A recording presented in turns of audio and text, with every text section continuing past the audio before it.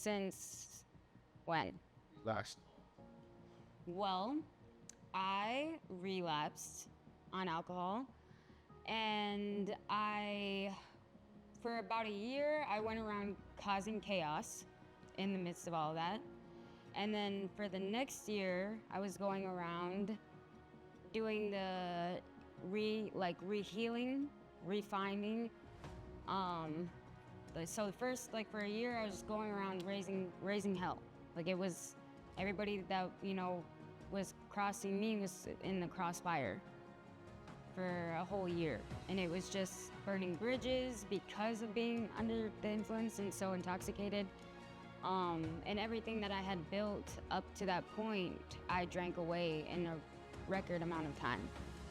And then after that, it took about a year of repairing and healing, and not just healing enough, but finding out why the sobriety didn't stick. Like why I was going to I've been to treatments before.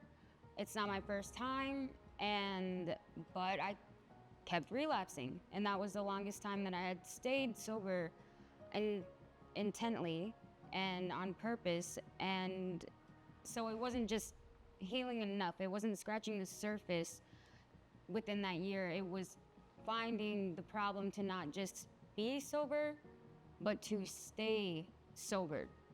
And with that, I mean, from my own experience, like you can only learn so much in treatment centers. They can only do so much. They can only give you so much guidance, and it can keep you sober, but it doesn't mean you stay sober. They give you guidelines and things because you have to I had to dig deeper than that. And so what I did was a mental switch. I mean, it took a lot of looking in instead of out. And I was all over the place, bad with it, at first, of blaming everybody and everything but myself. I was making insane decisions, and it was devastating, but I was digging the hole deeper. And even when I was 25, I went into cardiac arrest because of the alcohol. And so with all of that and like looking at everything while you're in the thick of that, you don't realize you don't even care to think. Like addicts, this is a thing, and it might be quite controversial, but this is the truth, is that when people say things, or I tell them war stories, oh, I went through this, and then I ended up in this spot, I ended up in the hospital because of this, and they're like, oh, you poor thing. And it's like, no, did you not just hear me? Like, I made these choices that put me there, so don't poor thing me, like I was aware and clearly made these choices, so don't feel bad for me, like I put myself there. But that is a victim mentality that few make it out of, I've noticed.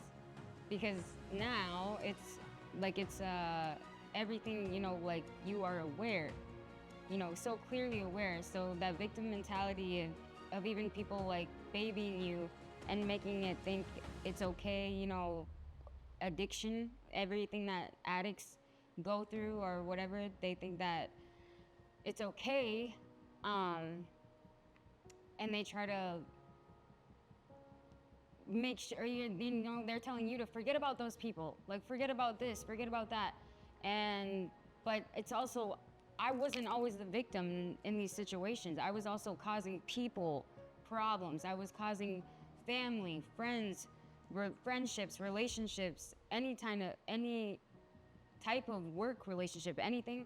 I was burning, and those were my choices, so it was getting really devastating.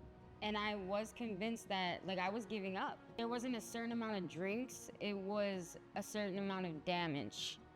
Like I was losing, I had built everything that I've built, and then I was losing the people. And I don't blame them for a second, because I would not have wanted to deal with me in that situation either. Because addiction is a interesting thing, and it affects everybody differently. And so I don't blame them. And not only that, in all of these situations of how it got to that, how it ended, you know, it's painted out, like even where I played the victim card when I'm not always the victim. But being an addict, addiction is a selfish thing. Addiction is a very selfish thing. And then especially to get out of it, cause so much chaos and get out of it and be like, oh, you know, poor me, because I hurt myself. You know, that's where it gets confusing, is you hurt yourself, therefore then you're hurting others. And never did I ever stop to think about how much stress and worry and emotions I'm talking about in family and people that care about you, you know, where they're seeing you deteriorate and there's nothing they can do.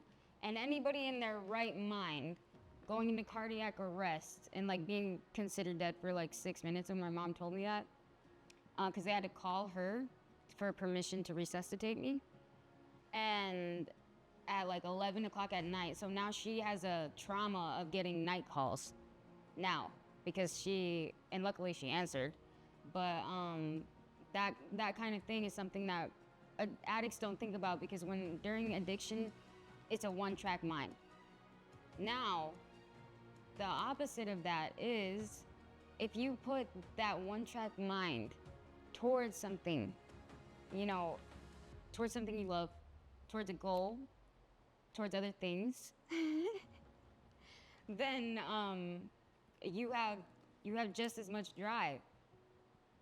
Even more so. Like, you know, let's say if I was in the active addiction, because now I'm around it all the time, being in the music industry, and I'm around it all the time, and I see it, and it's not like, oh yeah, I really want that, but I see it, people are drinking, they offer me this, they offer me that, and I don't have anything against it, but I'm not for it either, because I've exercised every avenue. I've tried just drinking liquor, just beer, just on weekends, but it always turns into a downward spiral, to the point where I'm left with almost, I've hit a rock bottom, to where it's like I'm in the hospital again, I'm here again, and then I'm in a different state, because then it's like, you know, I was attempting to work in music still, but it was not working. Like, alcohol it just doesn't work. Like my creative,